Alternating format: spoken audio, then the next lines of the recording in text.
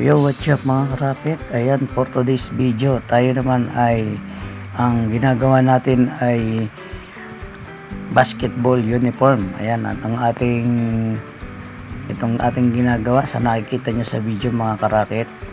Ang tawag dyan ay tapping ng armhole 116. Sabihin mga karakit, yan ay itatap natin yung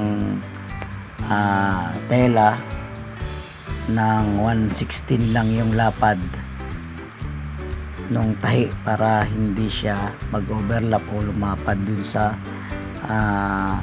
kanyang posisyon, kasi kailangan ay may sukat din yan mga karakit. Kaya kung mapapansin ninyo, pagka nagsumasala yung pagtahi ko is tinatanggal ko o tinatastas ko, kasi pagka yan ay lumapad o lumiit is reject na po yun. Kaya kailangan medyo aware din tayo sa mga ganitong klase ng hanap buhay, kasi talagang medyo maselan din, lalo na kung yung nagpapagawa is talagang medyo maselan sila. Kaya aware din dapat tayo na time to time ibinibisita natin yung takbo ng makina, kung lumalapad ba o lumiliit ang tahi. Meron naman din na mga customer na napaka lang nila, yung okay lang sa kanila kahit hindi ganoon ka quality. Pero this sa aming gawa is medyo may quality talaga yung gusto ng aming kliyente. Kaya kapag medyo bumabagsak yung tahi ko o lumalapad, inuulit ko. Ganun lang yan. Pero maganda lang dyan mga karakit, tuloy-tuloy naman yung ating pananahi dyan.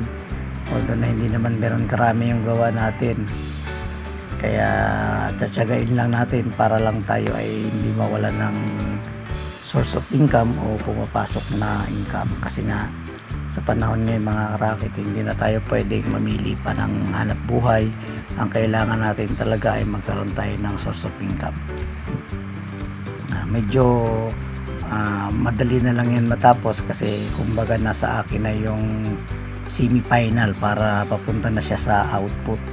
Kumbaga dalawang machine na lang yung kailangan daanan yan, is output na siya. Kumbaga semi-finals na ang aking gawa. Kaya kailangan ko rin bilisan, gawa ng may naghihintay pang dalawang machine para ma-finish yung aming gawa. Ganyan lang yung aking hanap buhay mga karakit. Actually yun naman sideline ko, kasi marami naman tayong racket, kasi hindi naman tayo pwede mag-stay lang sa isang racket. Kapag wala tayong tahi na ganyan mga karakit, yung mahanap tayo ng ibang source of income. Maganda lang dyan mga racket, bihira naman talaga kaming mawala ng gawa. Kaya maswerte pa rin ako, kaya kung rumarakit man ako, hindi na ganoon kadalas. Kuminsan na lang na kapag wala akong pasok, ayan, dun lang ako rumarakit ng mga doormat ko, basahan, tapos minsan ay kung ano yung ibang pwede kong pagkakitaan. Kaya medyo okay naman yung tahi natin ngayon, kumikita tayo kahit paano. Hindi man ganun kabilis, hindi man palagi. Minsan kasi sa loob ng isang linggo, minsan 3 araw lang yung pananahi ko, tapos para magkasya yung allowance natin, pati allowance ng ating estudyante, kailangan natin maghanap ng ibang pagkakakitaan. Pero kung tayo ay medyo makakapasok sa isang malaking company ng tahian, although na yun ay arawan siya, kung magkano yung sinabi niya sa yung araw mo, yun lang talaga yung sasahurin mo. Unlike sa ganitong mga pakyawan, office rate is sila ay kumbaga mas malaki ang pwede mong kitain, kasi nga ikaw yung gagawa ng sarili mong sahod.